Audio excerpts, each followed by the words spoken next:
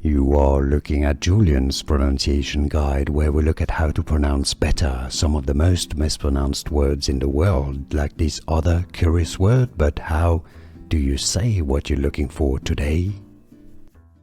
Let's learn once and for all how to pronounce these two names, if you want to learn more names from the Bible and also from ancient Greek philosophy.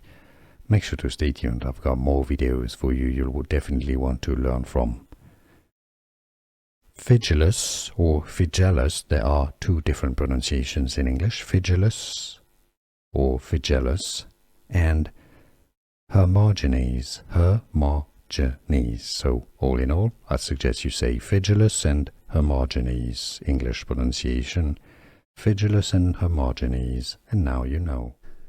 Here are more videos on how to pronounce more confusing words and names too many mispronounced. Like this video if you found it useful. I appreciate your support. I'll see you soon and thanks for watching.